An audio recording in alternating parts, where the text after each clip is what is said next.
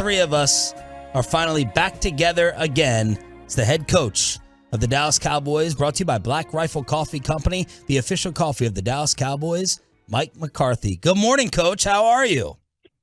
Good morning. Doing well. Just when you think you've heard it all, you come up with something different. That was unique. That was very unique. Try. Well, I mean, kind of like Reunited. Here we go. And you were missing us, as I just suggested, right? Yeah, absolutely.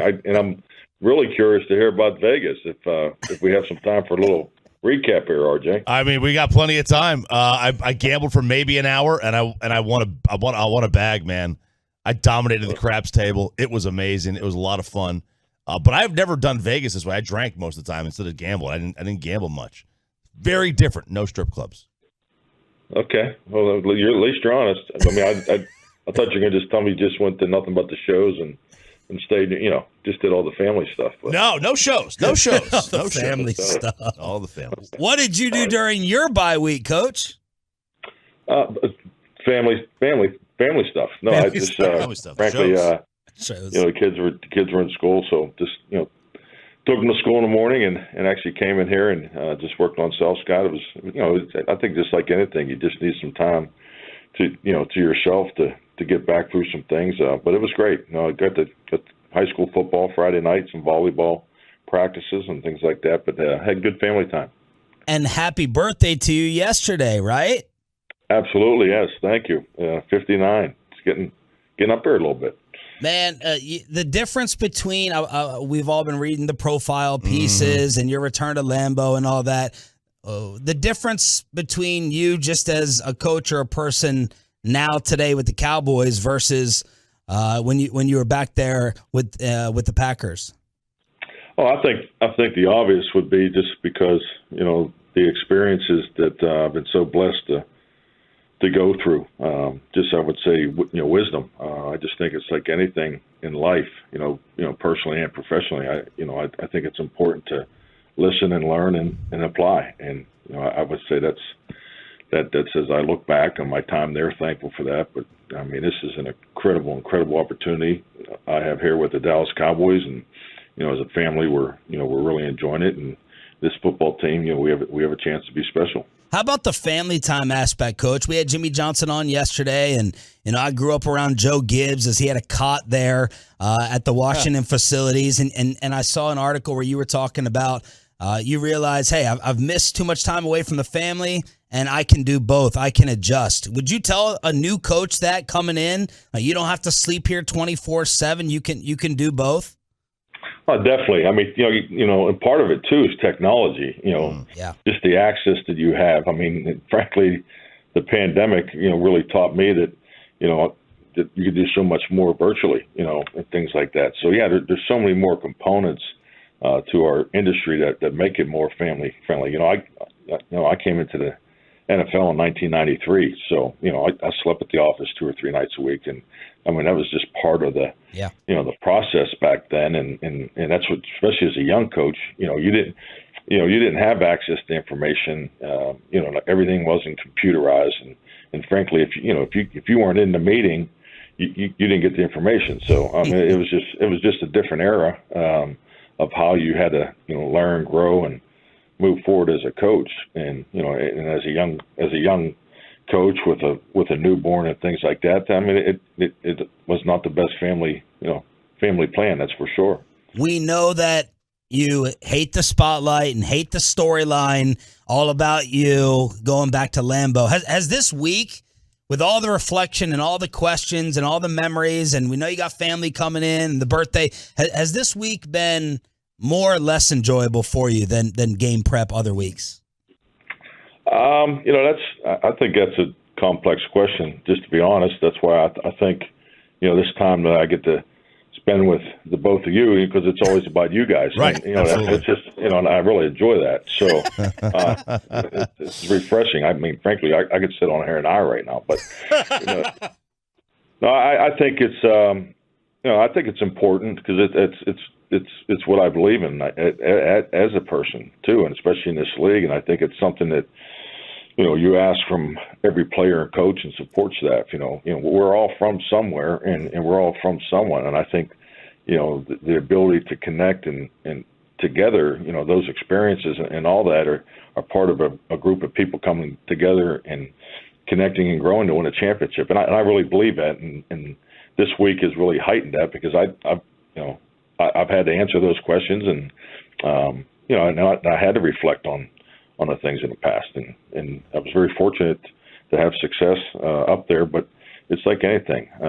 Was able to coach a lot of great players, and we had some unbelievable teams and good memories. But it really goes back to staying in a moment, and I'm just trying to apply everything I can from a wisdom aspect to go win a game, because as we talk about this every week, it's so damn hard to win a football game this league. Every single game is so difficult. So if anything, it's heightened my focus, and I'm really glad that I was able to have the bye week, because it gave me a chance to really get ahead on a number of things, just to make sure that I'm doing my part and being the best I can this week for our football team. Mike McCarthy here on The Fan. While we would love to believe that genuine tone that you just gave us about spending all this time with us, I think it'd be further proven if you gave us the Rob Demovsky treatment. Right. As we had him on yesterday. Okay, and, what's the Rob Demovsky treatment? The Rob Demovsky treatment is 10, 15 years down the road, you're giving me and Choppy a phone call asking about our kids playing basketball. Where's my call? Yeah. Well, hey, I mean, you gotta, I'm a good listener. You gotta share too. I mean, you guys are, so business all the time. I mean, maybe you two need to loosen up a little bit. Coach. Hey, that's all part of the relationships that you have in this business. Yeah. So, I think honestly, all three of us, we got some work to do. We do have some work to do. I'm on my third cup of coffee. Trust me, I couldn't be any looser right now than I am. All right. Coach, was it a good time for the bye, health-wise, with the rest of your team? Oh, yeah, definitely. I mean, you can always see it, too. I mean, their energy Monday, and it's frankly, it's something you learn, through experience. You got to keep that Monday practice short and at the right tempo, because these guys came back in the building with tremendous amount of energy and juice to get going. So it's been really, really good for us, and I think our guys did a great job getting away. I mean, just being here every day. There's a lot of guys were in here Monday through probably Thursday, but everybody pretty much got away for the weekend. So I think that it was very beneficial for us.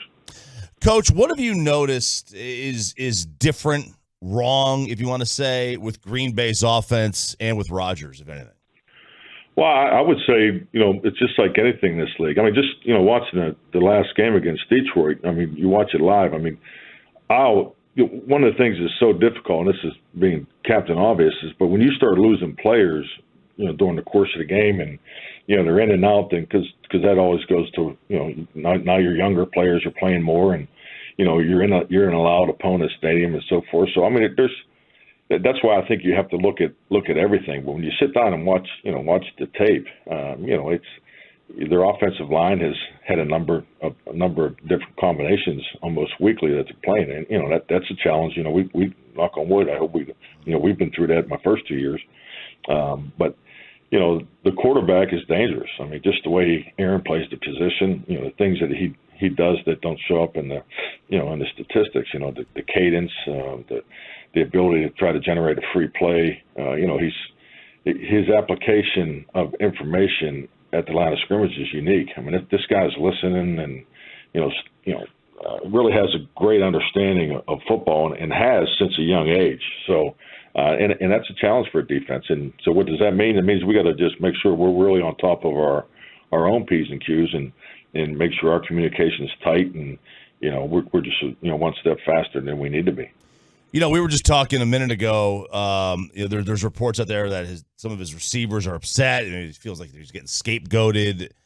What kind of how is he around his teammates? Like, what kind of a teammate is he? Is he one of these guys that he gets in your face? I mean, his body language obviously looks sometimes to be a little bit off-putting, if you will. But like, what kind of a teammate is he? I mean, my experience, and obviously, 13 years. I mean, he's, this is 18 years now for him. I mean, this is a long time.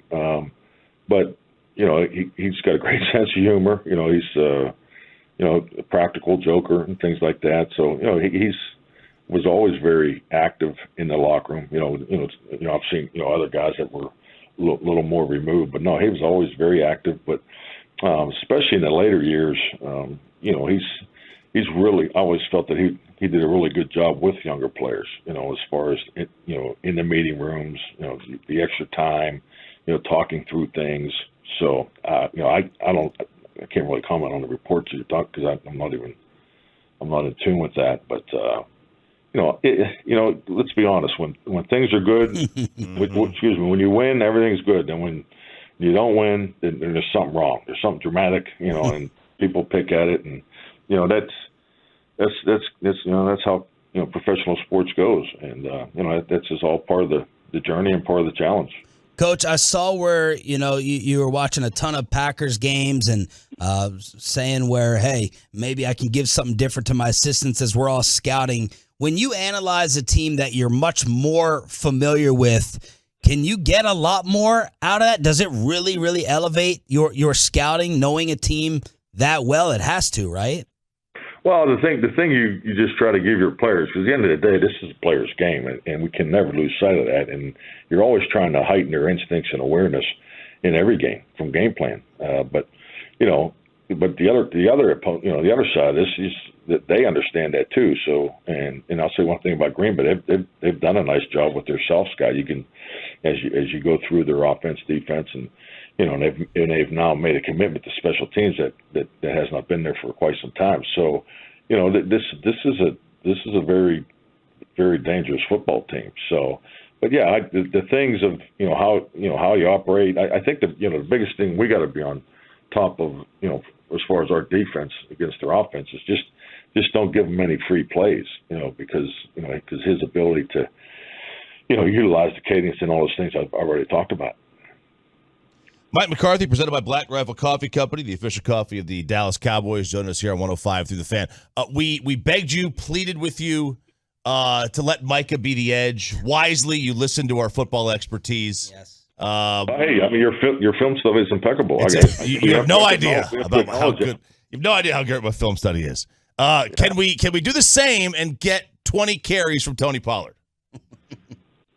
Yeah, well, I mean, I'll tell you. Well, I don't want to give away the game plan right now, but that's an excellent idea. Coach, how do you feel about the balance between the two and the way it's working right now with that combo that you have?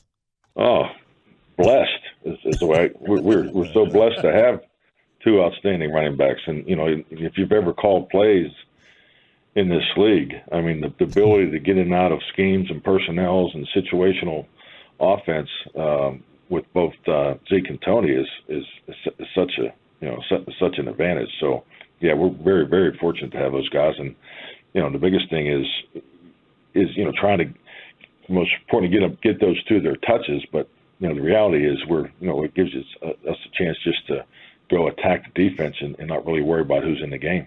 How do you as a coach? How do you weigh the one guy who may give you more explosive plays, big play opportunities, but the other guy is supposed to be really, really great in pass protection, which is huge in today's NFL? Like, how do you kind of weigh the two?